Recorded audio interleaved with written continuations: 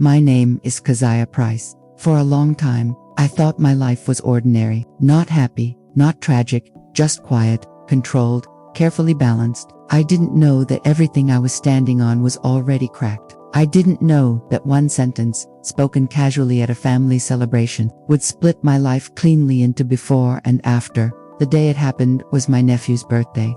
Party. The party. The Onyx Lounge looked perfect that afternoon. Too perfect. Soft golden lights, linen-covered tables, crystal glasses catching reflections like tiny stars. Children ran between the chairs in miniature suits and dresses, their laughter sharp and careless. The smell of roasted meat, sugar, and expensive perfume hung thick in the air. I remember sitting at the edge of the table, smoothing the fabric of my dress again and again, even though it wasn't wrinkled. My hands were cold, my palms damp. 5 years married, no children. That fact followed me everywhere in that room.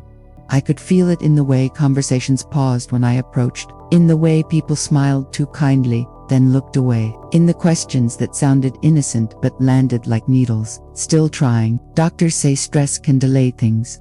You're still young, but, you know. I nodded, smiled, swallowed. That morning, I had been at the clinic.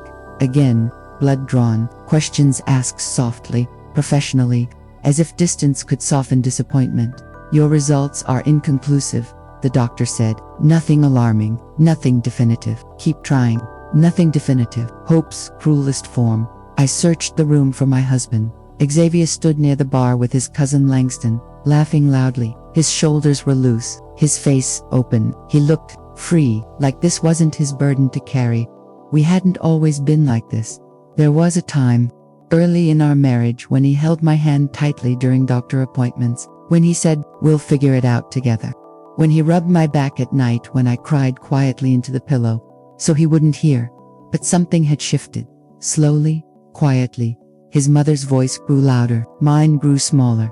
Zenobia St. Clair moved through the room like she owned it. Perfect posture, perfect hair, a black suit tailored so sharply it looked like armor. She didn't love parties. She loved what parties proved: that she still mattered, that her family still stood at the top. The cake arrived. A pirate ship made of chocolate and sugar. Children screamed. Cameras flashed. Cairo blew out the candles. Cheeks puffed. Eyes bright. Applause filled the room. Zenobia stepped forward. "Look at this joy," she said loudly, lifting her glass. "Everyone here understands the meaning of family, of continuation." My stomach tightened. And then, she continued, turning her head slowly toward me, "There is Kazaya." The room quieted. "She is the only one among us who has contributed nothing. Useless."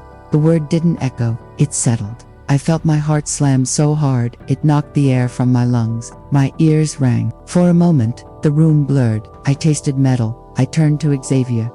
My mouth opened, but no sound came out. "Say something, please." He stared at his plate, picked up his fork, took a bite. That silence wasn't passive. It was agreement. Something inside me broke, not loudly, but cleanly. The music resumed. Conversations restarted, awkward and forced. The party continued, rolling over me like I wasn't there. I sat very still, afraid that if I moved, I would shatter. The drive home rain began halfway home. Heavy drops that slapped against the windshield. Xavier drove with both hands gripping the wheel, jaw tight.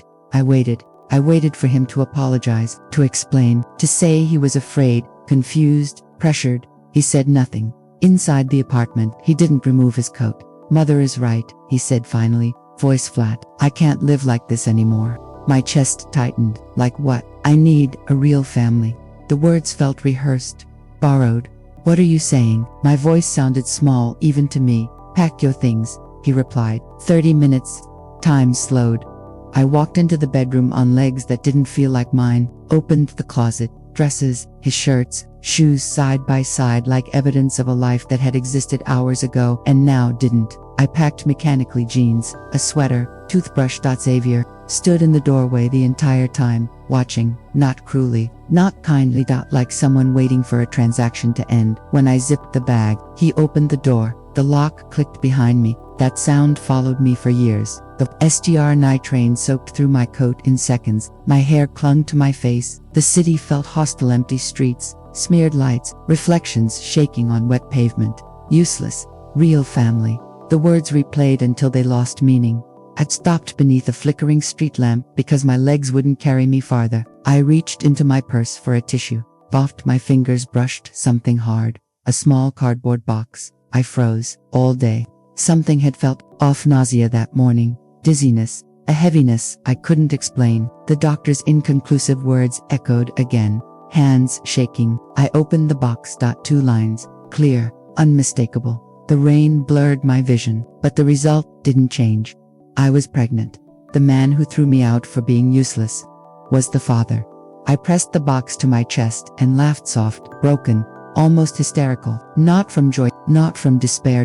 From irony so sharp it hurt. I stood there for a long time until the rain soaked the box through. And then I made a decision. They would never know. La Via Vian. That night, I didn't go to my parents. I couldn't bear the pity, the questions, the shame Zenobia would happily spread. I called an old friend in Savannah. Ayana, can I come? Was all I managed to say. For as long as you need. She replied without hesitation. That kindness saved me. The first night in Savannah, I didn't sleep. I lay on the couch listening to the hum of the refrigerator. My hand pressed against my stomach, terrified. What am I going to do? How will I survive? Morning brought nausea, then exhaustion, then fear. At the clinic, the nurse smiled gently. 12 weeks, she said. And there's more than one heartbeat. Twins, I cried, not delicately, but deeply, painfully. Fear and wonder tangled until I couldn't separate them. 3 years of strogg. Nothing about those 3 years was easy. There were nights I rationed food. Mornings, I counted coins. Days my back ached so badly, I could barely stand at the oven.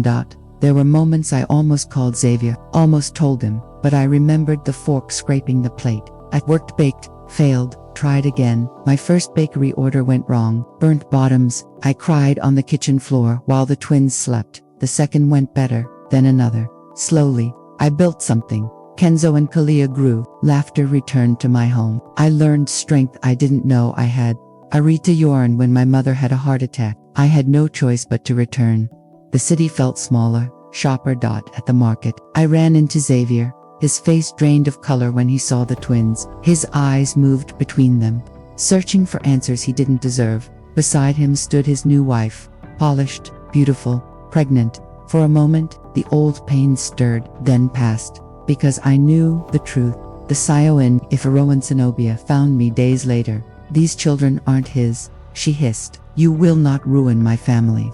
Fear hid beneath her rage.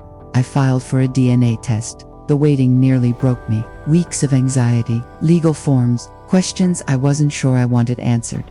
Xavier's new wife came to my door one night, shaking. She offered money. Then she told me the truth. She wasn't pregnant. Zenobia had forced her to wear a fake belly to protect the illusion of fertility. The Galath charity gala was chaos. People whispered, interrupted, shouted. When the fake belly came off, the room exploded. Security moved. Reporters surged. I stood shaking but steady. I placed the DNA results in front of Xavier. These are your children, I said, the family you threw away. His face collapsed. Zenobia screamed, and I walked out. After we returned to Savannah. To my bakery, to my children, to my life. I deleted his number. Not out of anger, out of clarity. Some doors close for a reason. I'm telling you this now, not for revenge, and not for sympathy, but because silence protects cruelty more than it protects pain. If you stayed with me until the end, thank you.